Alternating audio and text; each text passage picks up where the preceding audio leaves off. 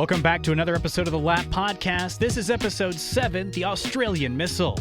This week we're talking Oscar Piastri's huge win at Azerbaijan, Red Bull's messy weekend, looking forward to the Singapore Grand Prix, and more.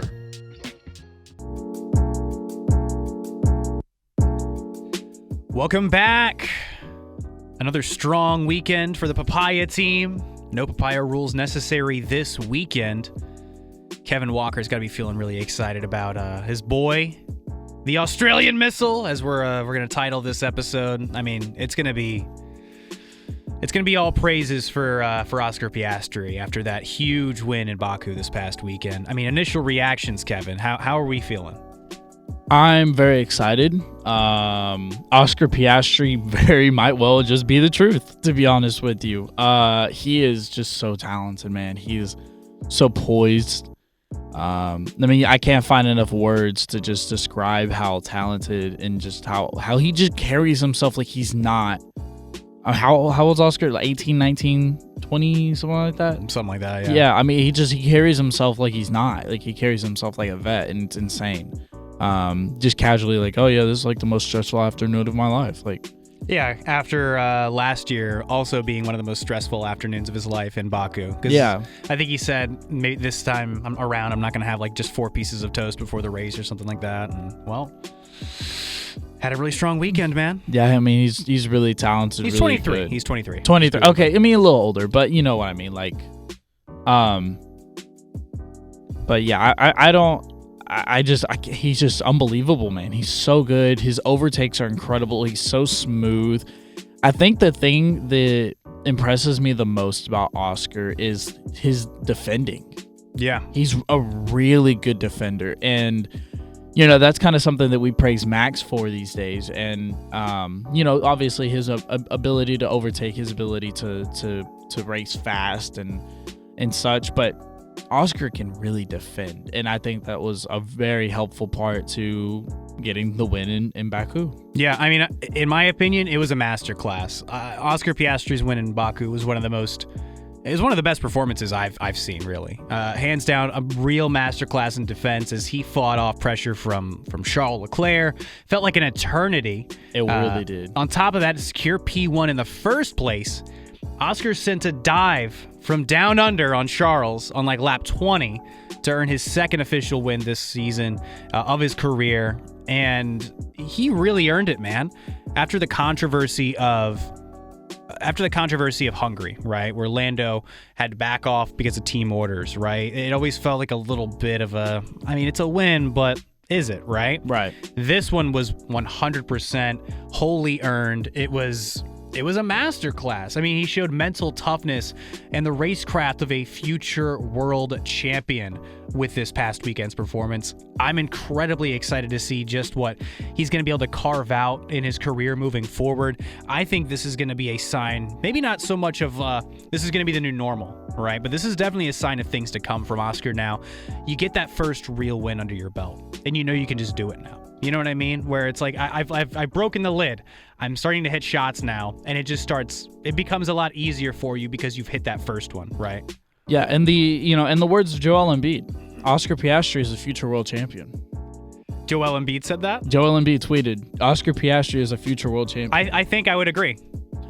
You can't argue it at this point. I think McLaren have a true driver, like, not a controversy, but like they really do have 2 number 1 drivers. They're loaded with drivers. Yeah, they're loaded with drivers, and you have a good car, you have a good system, everything's on an uphill trajectory, and it's a legit opportunity where it's like, hey, look, like, not like Max is gonna win every race, but it's like, hey, like, Lando and Piastri, like, they could take turns just tag teaming this, either the podium or winning a race every weekend. Like, that is a real possibility.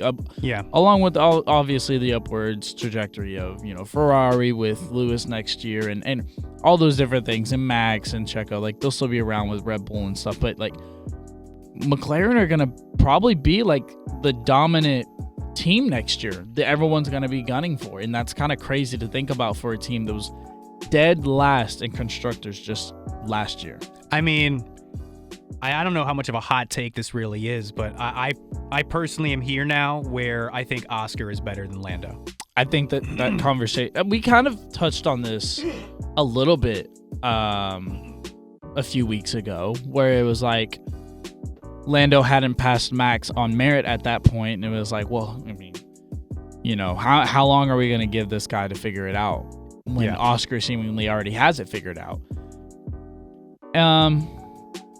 Yeah, I think that conversation's going to happen. But for right now, just focus on the now, and right now we have 2 number 1 drivers. I think it's a really political answer. That's great. You know, I don't want to. That's my political take the podium. Look, we both have. We have 2 number 1 drivers. Answer, but like, look, my legit opinion at this point is that he has better racecraft than Lando. I think it's a real conversation. I mean, I don't know if it's so much of a conversation. I mean, he just passes the eye test. Like, I think what Lando, and I've said this before, I think over the course of like 1 lap, if you really need a lap, I think Lando is a little bit quicker, right? Just on general pace, I think he can be a little bit quicker than Oscar. He's displayed that at certain tracks, at Hungary, extending that lead, right?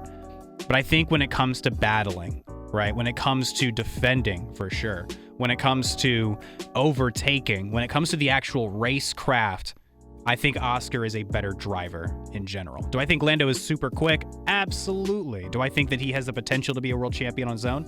Yeah, absolutely. However, I think given a little bit more time, if Oscar is not only matching Lando's pace more or less regularly, which he's pretty close already, I think when push comes to shove, Oscar does not care. He's going to push Lando out of the way and take it like we saw at Monza, right? Taking at turn 4, papaya rules be damned. I'm going to take this position. My boy's lacking over here. Doesn't matter. I'm here to win races. I'm not here to play for the team. What's funny, though, is going into this weekend, McLaren were putting a massive emphasis on we're going to be supporting Lando. We're going to be, you know, Piastri is publicly going to address this as well, and he's going to be backing Lando's effort, and we're going to put everything we can into getting Lando Norris the world championship with 8 races to literally go. Mere hours after we recorded last week's pod, it was like Zach Brown took to a podcast, Oscar came out, Lando came out, and it was like, hey, look, like, we're all on the same page all on the same page, like, we understand what we've been messing up, and it's like, oh, well, thanks, could have used that a couple of hours prior, but appreciate you. And then, and then how'd that quali go? I mean, look, an unfortunate dude, qualifying. I was literally driving home, and I just... we were texting that morning. I could not believe my eyes. I was like, are you bleeping serious right now? I mean, the conditions around that were... If I'm not mistaken, there was a yellow flag that was presented, and Lando kind of slowed because he saw the yellow flag. Did we ever find out if it was white or yellow? Was it a misread by Lando? I mean, on the charts, because I obviously never got to watch it. Yeah, on the charts, it appeared yellow, from what I understand. So it was a true yellow flag, because I know there was an argument made that it might have been a white flag that Lando saw as a yellow flag.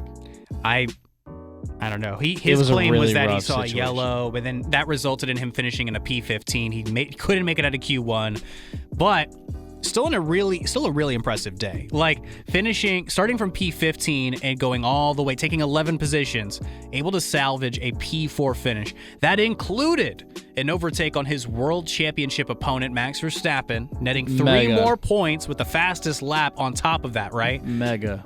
That was a mega drive by Lando. I know we're going to talk about Oscar, and rightfully so, and we already kind of have, but man, what a drive from Lando. And technically, it keeps the Drivers' Championship alive. Yes. For him. It's 59 points. Which, coming out of Q1, if you would have told me that, I would be like, that was there's the no way. championship. It's over. Yeah, that was over. It was done. Yeah, but that also gives another demonstration of just how fast that McLaren really is, because he was able to overtake 11 cars, including like Lewis Hamilton, right, along that path. One of their direct competitors. He was able to overtake Max Verstappen in the Red Bulls, right?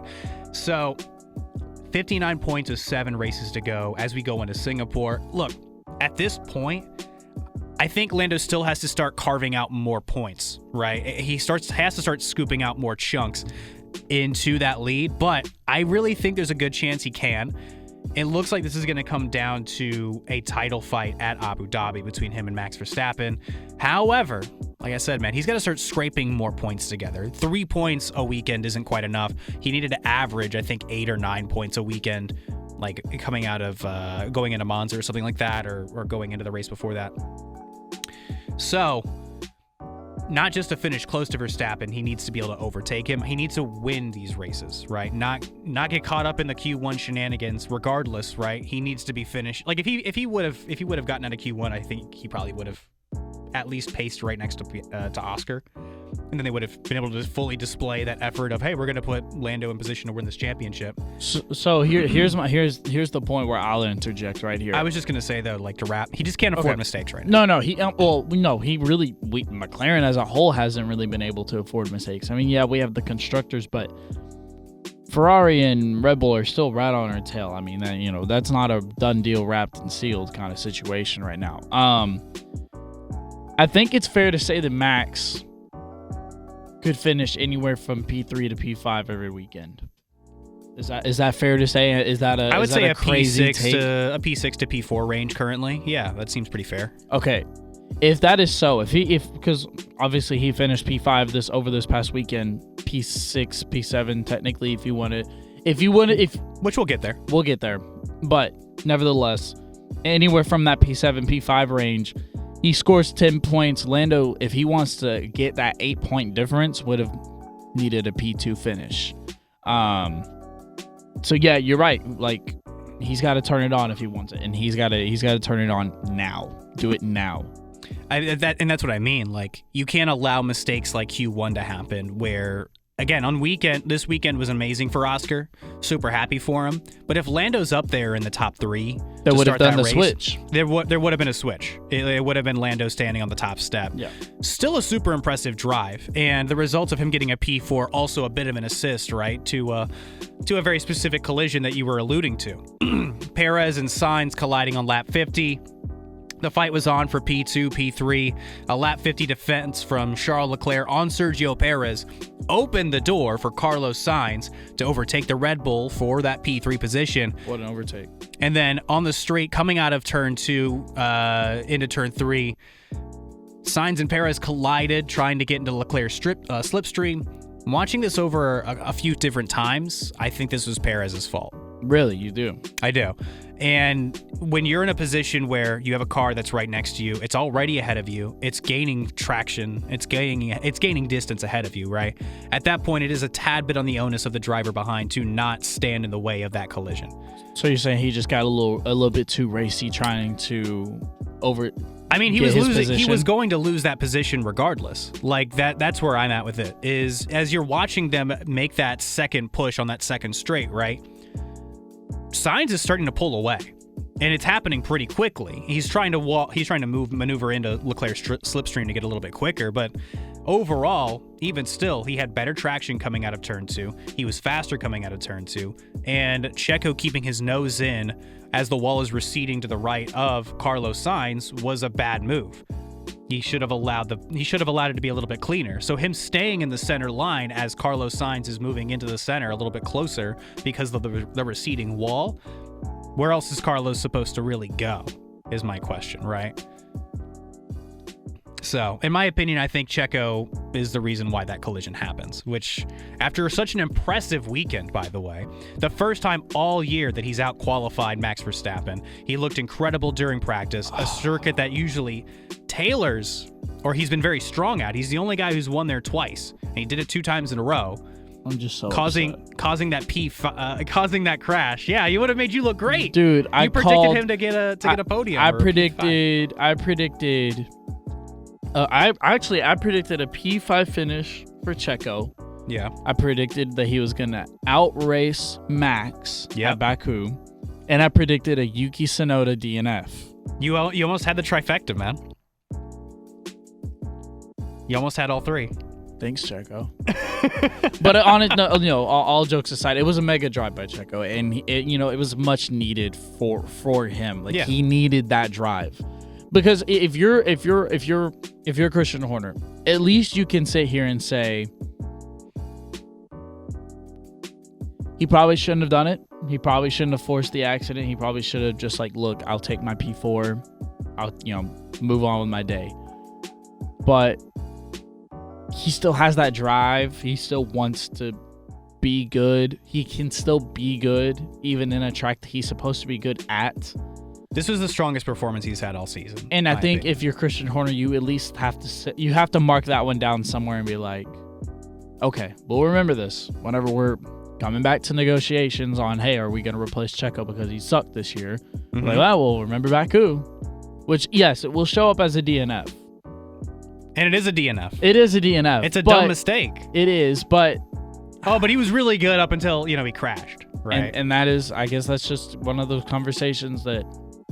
At least when you're a Red Bull and again, this is just in my opinion, hopefully this helps Perez for the rest of the year. I guess that's why I think that's a tad optimistic because at the end of the day, like you're already under the eye of scrutiny. Well, I feel like we're already pessimistic for the Checo fans, but I'm trying to... You're trying. And that's fine. Go ahead. I'll continue to ride that train though of it's still a bad drive. You made an absolute blunder, and then you had the audacity to get out of the car and then push Carlos Sainz's head. That was insane. Like Carlos is wholly at fault for this incident. Look, you could argue that it even goes one way or the other way, but like it shouldn't have been that close to begin with, in my opinion. Right? Oh, he was being a little bit racy. He was just a racing incident, which is what the stewards decided it was. But like I think the onboard there, it's a little bit more on Checo. You're the car trailing. Right? It's not up to Carlos Sainz to be like, okay, I'm going to back off and allow you to overtake me. No, like you have the position. If you're Carlos Sainz, you have the track, you have the distance. He's technically behind you. You're not doing anything wrong. So it's kind of on your opponent there to relinquish the position, like get him back again. If you're really having a great weekend, Checo, go get him on the next straight. You have the longest straight of the season, arguably. If it's not number 1 still, it's like number 2 or 3 because Las Vegas is massive. Regardless.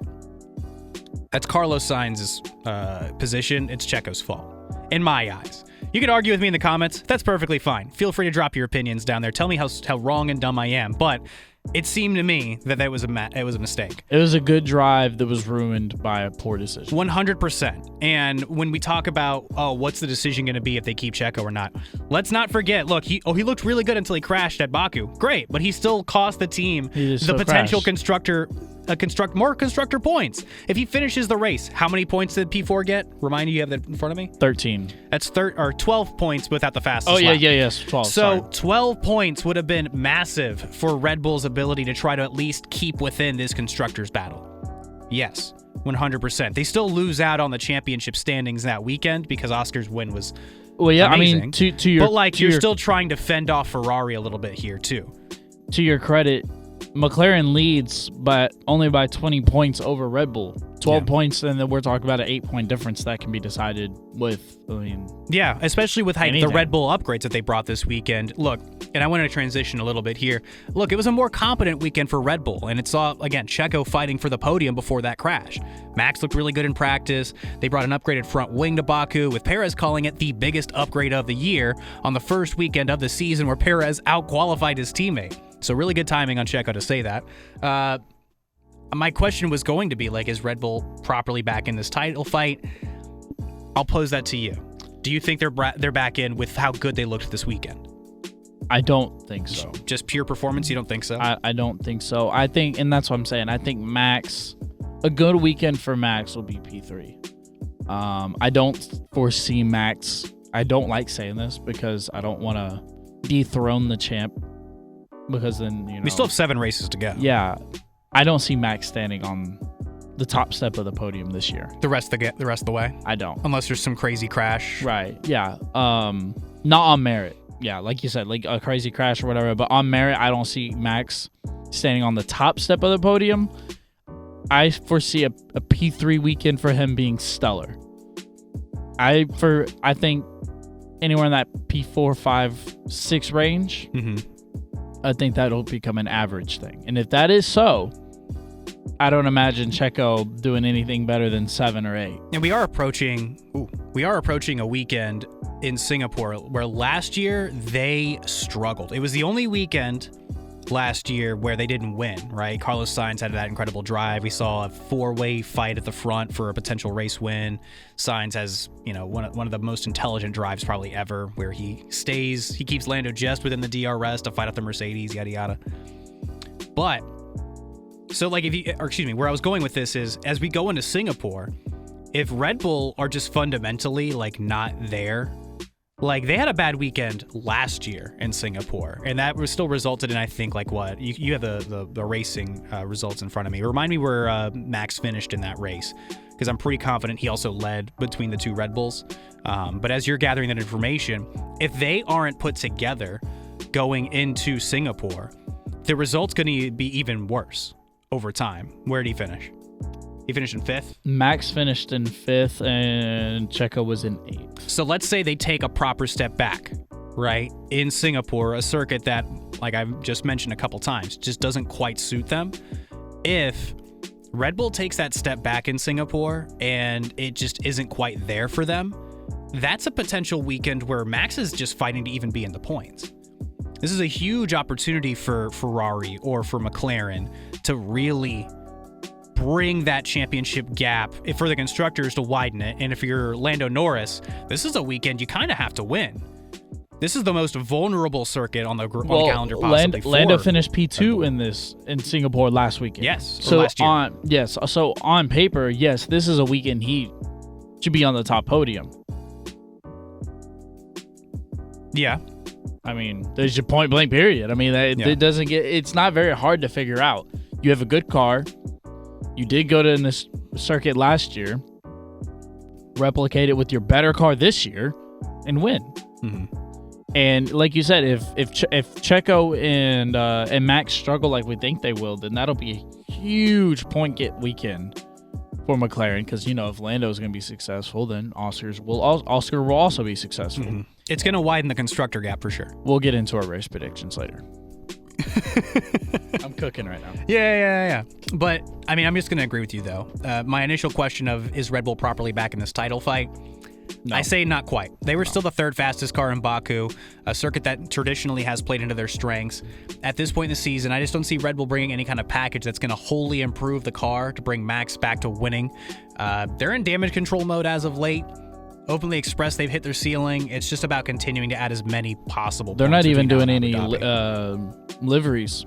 Yeah, which that came out today as of recording this. That came out today. They originally ran these promotions of, hey, we're going to have our fans decide the livery, and they had to cancel it because they don't want to add any excess weight to the car going into this weekend, which, understandable. A little deflating if you're a Red Bull fan. You worked really hard on a concept, even got it approved and everything. But we got the V carb denim. That is the... what do you think of it, by the way? Let's since we're talking about liveries, what do you think of that car? That was that denim. They should have brought that for Austin. That would have been more fitting for the United States Grand Prix, in my opinion, because you're in Texas, you're in Austin, Texas. It's a little bit. It feels a little bit more like United States aesthetic, in my opinion. Unless maybe I'm just completely outside of understanding of what it looks like over in Singapore. Don't get me wrong, I'm a McLaren fan, but if there's any Formula One team that pulls up in Austin with a Longhorns livery, you're getting my vote. Noted Texas fan. Yeah, noted Texas fan. Whatever. I mean, they're number one in the nation. Good for you. Happy. Hey, this ain't a college football podcast, but I'll tell you what, man. I'm riding that high.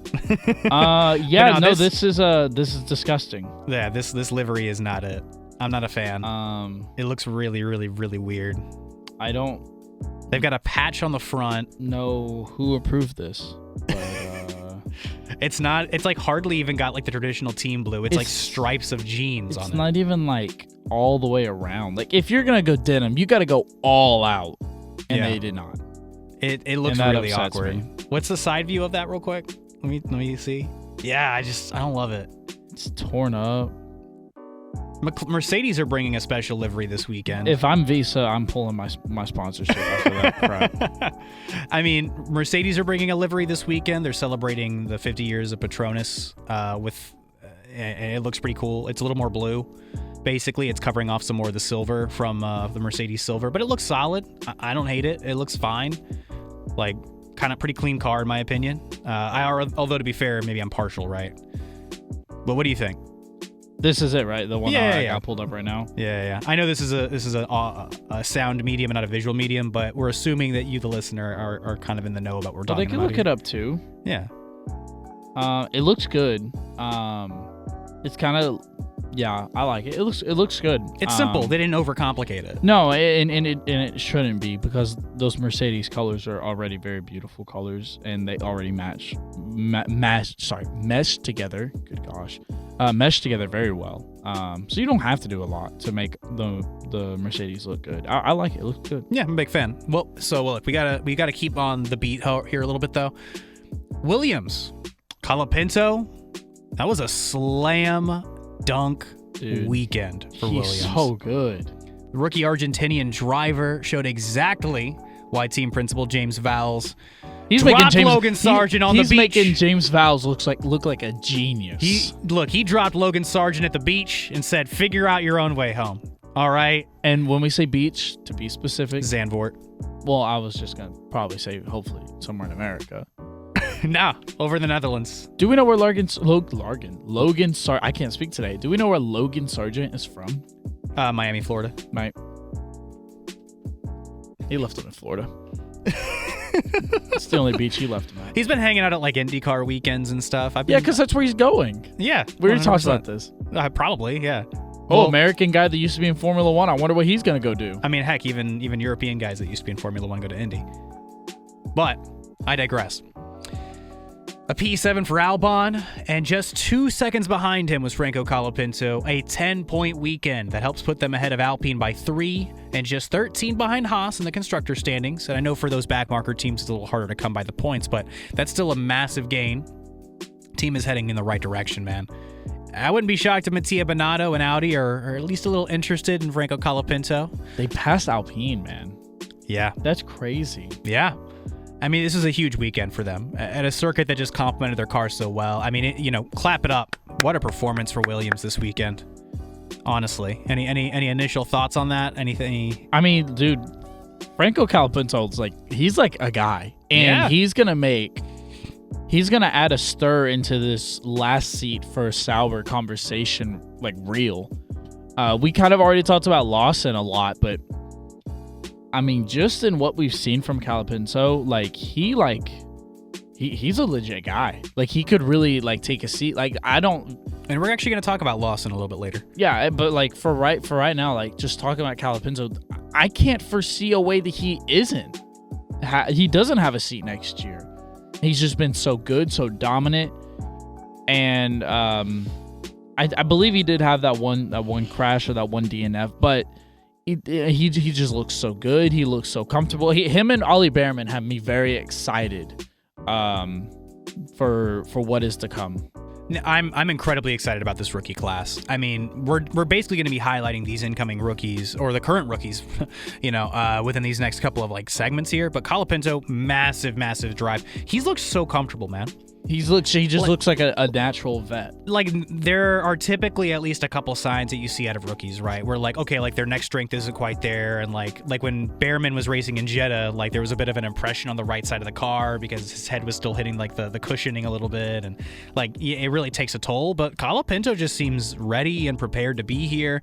I mean, hats off to him, man. He's looked very comfortable. He's gonna have a seat the way he's driving. There's just no way he doesn't. I feel so comfortable in saying that. And speaking of Ollie Behrman, who you mentioned, he massively exceeded expectations. I laid out in the last podcast. I said if he beat Nico Hülkenberg, if he would need to finish above Hülkenberg, finishing above Franco Colapinto was my barrier. And that hitting the points, I predicted the points too. You did, and him hitting the I was points on it last week. Would be a diamond level achievement, right? I would say he certainly captured gold. Right, I don't think that we were expecting Williams to have such a great weekend. The only thing he didn't do there was finish above Colapinto, right? Finishing P10, matching Kevin Magnussen's P10 from Monza 1 week later. So, look, Behrman beating Hülkenberg in not just the race, but also qualifying, it has me so excited for the incoming rookie class. Behrman scored points for both Haas and Ferrari in both debuts, by the way, in the same season. He's the only driver in F1 history to do that. So, look, I'll say this. If you're worried about some of these rookies coming in, mind you, we're so impressed by Colapinto just from a fandom perspective. We're excited about Behrman. We're going to have Kimi Antonelli driving the Mercedes next year, who, mind you, by the way, has been beating Behrman in F2 all year. Like, we're going to have, and Jack Juwan is going to be a rookie on the grid next year, too. We've got 4 incoming rookies, or excuse me, we got 3 incoming rookies, potentially 4, depending on what happens with Colapinto here. And there's another driver I'm also going to mention at some point, too. But, man, future's in good hands. Somebody brought this up to me in my personal life, talking about some of these young guys, too. Seeing how good these young guys are makes you almost take a step back when we're assessing the guys that are already on the grid. Like a guy like Danny Rick, or a guy like Zhou Guan Yu, or a guy like Valtteri Bottas. No, I hear you. Right? Like, how much longer do these veterans have? Like if Behrman beating, what position did Hulk finish in? He finished in 11th. How many seconds ahead was he? He was 3 seconds ahead? Just a couple of hundredths. Just a couple of hundredths? Okay, so he just barely beat Nico, but still an accomplishment. Don't get me wrong. But it makes you take a step back on like a couple of these guys and go, man, like if the rookies are beating them or keeping up with them this closely, like Alex Albon by no means is a bad driver. To be within 3 seconds of Alex Albon is impressive for me by any rookie. Like, man, taking a step back though, like, do these guys really have a place on the grid? Because for weekends and weekends and weekends, we've been saying like Valtteri Bottas, right? Like he's going to be the guy at Audi / Sauber. Right. Well, just because, and you know what, this kind of couples. Now I'm with starting your, to think twice about it. This is kind of couples with your. I don't want to call it an argument necessarily, but with your take, if you will. It's very interesting that you mentioned this because we mentioned, pick Valtteri Bottas because he's a veteran, he won't crash the car, he's what you're gonna get, good floor, not a high ceiling. I mean, but the talent that's out there, these teams don't have to just make safe decisions necessarily. You can be like, all right, well, let's sign the exciting rookie. Let's see what this guy's got. Mm-hmm. In the worst case scenario, hey, Valtteri Bottas. Give him a call mid-season, be like, hey, this rookie, we're just going to sit him down for a little bit. You want to come and race our car and not crash it? I mean, they usually will have like designated reserves. I don't think you put Valtteri in a reserve role, right? But no. I think that it's like the worst case scenario here is, there is the risk analysis of like, all right, look, but if they do crash, it does cost a lot of money, right? True. I mean, it is expensive. And for some of these teams down the grid, they don't quite have the pocket change just hanging around to rebuild a $2 million car, right? Or more. But I'm just saying that like the rookies do look really promising, just seeing what we've seen so far, right? And I mean, heck, I was going to talk about them a little bit later, but I can bring this up now. Speaking of Sauber and Audi, it sounds like their decision is coming down the pipeline. Team representative Alessandro Bravi revealed the team are really close to a decision. Like I mentioned, we felt pretty strongly about Valtteri getting the seat, but I wouldn't be so confident now. I wouldn't be shocked if Colapinto, like we mentioned, kind of caught Bonato's eye after these past couple weekends. McLaren team principal Andrea Stella, your boy, said publicly he would be open to releasing junior driver Gabriel Bortoleto, who is currently in the lead of the F2 championship, with a pair of wins this year at Austria and Monza. He would be willing to release Bortoleto if he were to get the seat at Sauber. And it sounds like from the reports is he's tested well with McLaren too, but they're chock full of really good drivers right now. I mean, they're not going to replace Lando. They're not going to replace Oscar. It's not happening. They both have them for long periods of time. So if I'm Gabriel Bortoleto, I mean, if the door's open there, that's another rookie driver. Looks really promising. Just saying. Yeah, I mean, but I like your take as far as like how long do these veterans have until this transition? Because it's essentially what's happening. Yeah. It's like, hey, Danny Rick, we really enjoyed your time. Like, you are a legend. But the game's passed you by a little bit. Yeah. And we have these new and upcoming rookies, and they're exciting. And we have to make this switch. Yeah. I mean, speaking of Danny Rick, looks like Liam Lawson, I don't know if you've been keeping up with the rumor mill, might be in line for that F1 promotion in 2025. Speculation surfacing that the New Zealander is going to be tapped to replace Danny Rick at VCarb. I mean, Lawson was pretty impressive in 2023. He's due.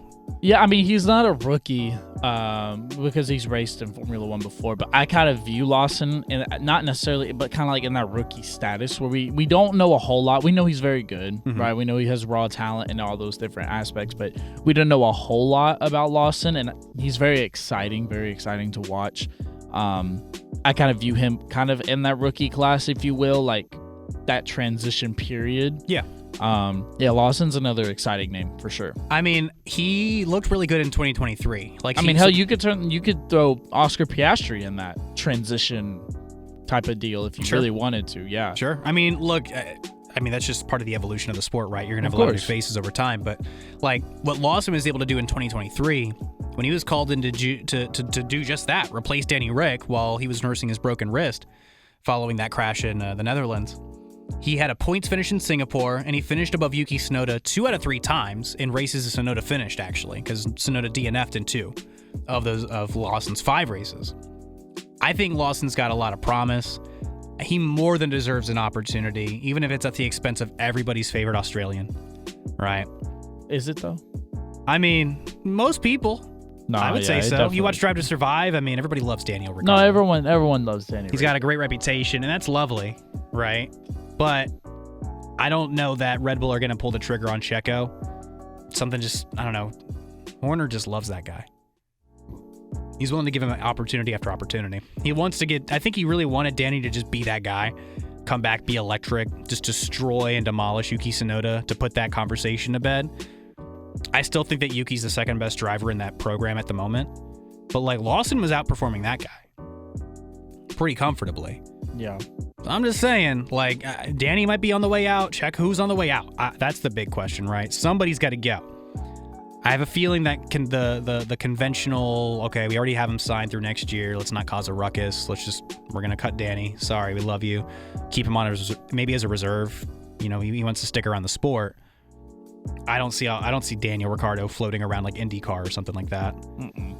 I mean, he goes back to being a reserve driver, even if he doesn't love it. But I think Lawson is absolutely due. I just see him being too talented to pass up at this point. Yeah, I agree. Yeah. So I'm going to take this moment to allow you the floor, sir. We have reached this point in the podcast. We're flying today. Only 36 minutes in. Call us Oscar Piastri, bro. We're flying.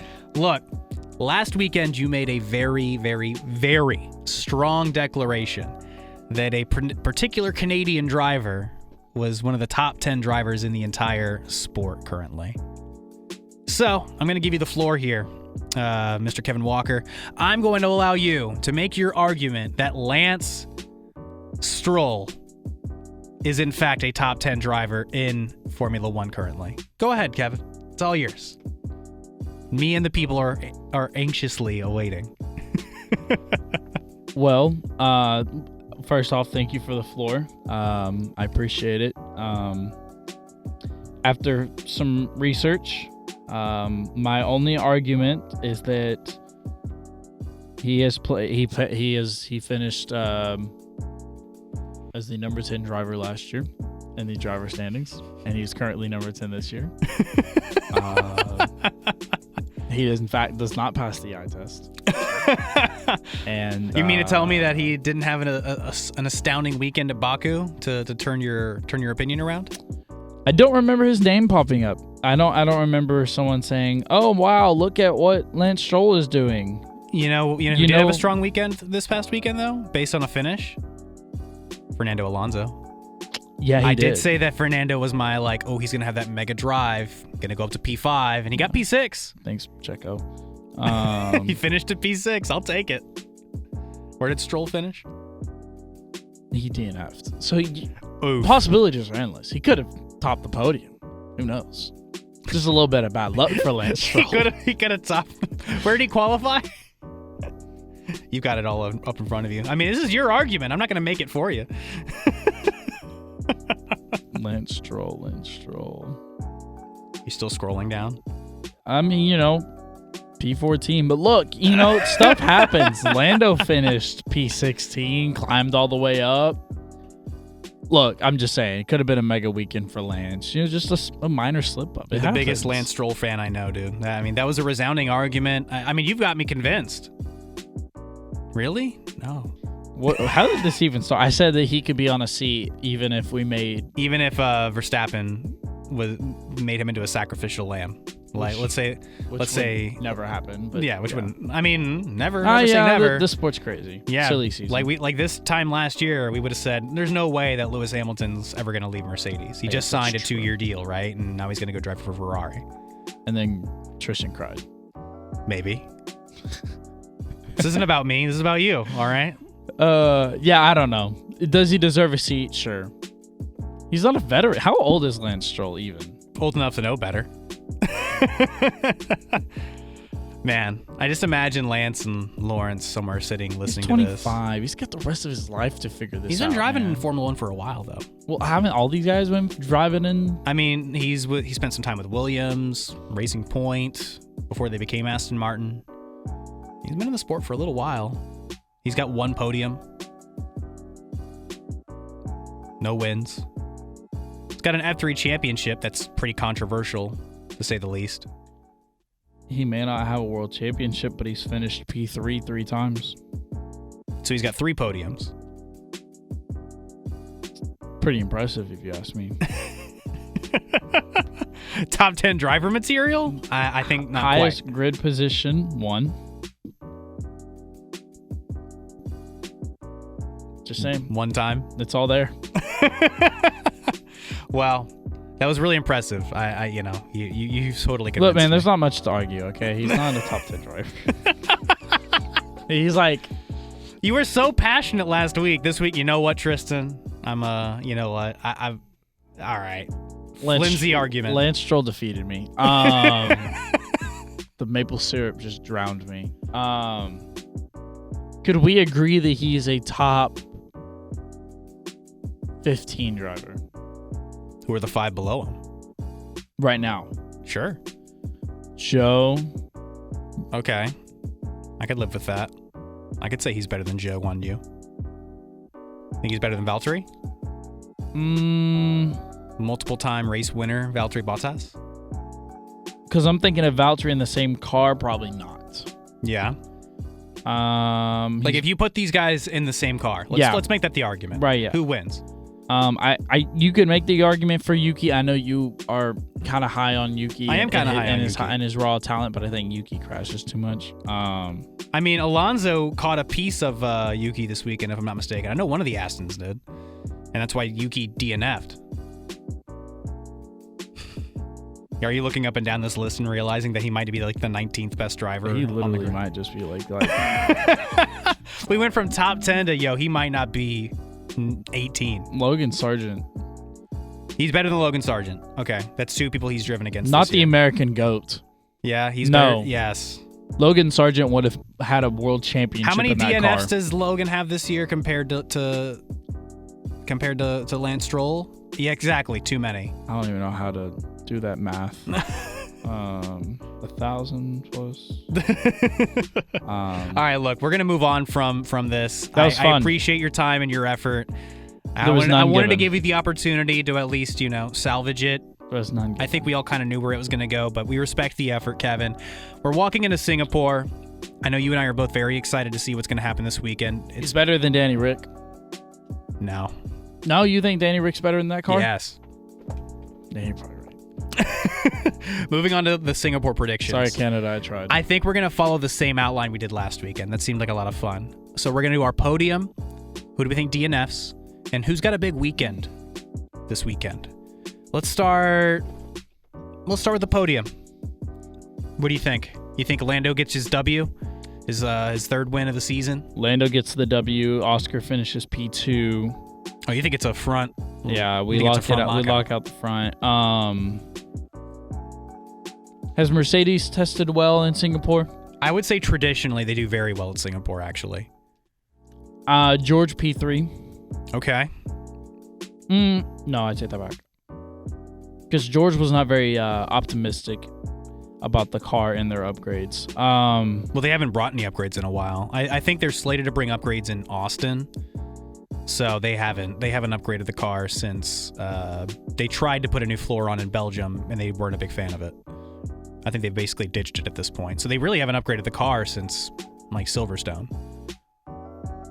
McLaren lockout Charles in 3rd. Best drive of the weekend goes to Carlos Sainz. Really? DNF Lance Stroll. Wow, you really I've destroyed you. Look, my predictions. This is gonna be really. Can't beat them, join them. This is gonna be really silly and ambitious, probably. Okay, but you did ask me how Mercedes fares at Singapore. they do fare pretty well. This car's a little bit quicker this year. Here's my bold prediction. I just remember listening to George last weekend, and he just did not sound very I mean, these drivers are very truthful with about their cars, and he was like, we were the 4th fastest team. The only reason why we finished that high is just because of the crashes. And yeah, he landed on the podium. Fell into another podium. It's okay, but he tends to do I'm that ready a to be lot. hurt. Is all I'm trying to say. I'm ready to be hurt. I think that Mercedes make this a very interesting weekend. Because last year, remember, George was chasing Lando for that P2 potential race win. So not only do I think that George Russell has the big weekend, I think George Russell has a massive drive. He's qualified here well. Mercedes has done very well here traditionally. I think George Russell avenges his 2023 DNF. I think George Russell takes the top step on the podium. I've got Charles Leclerc taking P2. I've got a Lewis Hamilton lockout on P3. What are you talking about? And I think it's because McLaren are due for a blunder. I think they're due for some kind of blunder where maybe they don't DNF. Have we not blundered enough this year? That's what I mean. You guys had a good result in Baku. I mean, a small blunder on Lando, but good result in Baku, but I just don't see them getting back-to-back wins, right? I just don't see it. I think Mercedes creep into the picture again. They take a good weekend at Singapore. I think the DNF this weekend is Ocon. I'm going to take Russell, Leclerc, Hamilton just to be a little obnoxious. Give me the hopium. Pump it into my veins. I'm here for it. You might as well just predicted Franco Colapinto to win the race. I got to keep it interesting. Look, man. George and Charles, sure, I get it. Lewis is not going to be on the podium. I don't know if you remember. Maybe you don't, or maybe you're just not so versed on it. But Lewis Hamilton at Singapore is it's one of his best circuits. Period. How many times has he won at Singapore? A lot. That's not a number. I mean, it's not a number, but I know he's won a lot. He had one of the best qualifying laps ever at Singapore in I want to say it was 2016, 2017. So then why wouldn't you have Lewis on the top step? I think that for George, it's avenging his loss last year. I think Lewis could win. Don't get me wrong. I mean, if George is able to win, Lewis could absolutely win. But there's something that tells me, because George has qualified better so far this year, that he'll be in a position to win the race versus Lewis being maybe a couple positions behind and then locking out that podium. That's where my intuition took If me. Mercedes has a really good weekend, I think my other option, if Mercedes has a really, really, really good weekend, George puts it all together, George could finish P2, Lando gets the win. And Oscar 3? Either Oscar 3 or a Ferrari. Possible. Very possible. One of those two. Very fair. Okay. Nah, I wanted to end on this absurd note because I figured, it's fun. Mercedes coming back into this picture just to keep these interesting conversations going about who is here. You know what I mean? I could just see this being one of those weekends where they catch a couple people out. But anyway, it's been about 47 minutes. We've had a good run today. Thank you so much for being here, Kevin. Thank you so much for listening. This has been the Lapped Podcast. We're going to catch you guys next week right here. Man, thank you for listening. Catch y'all next time.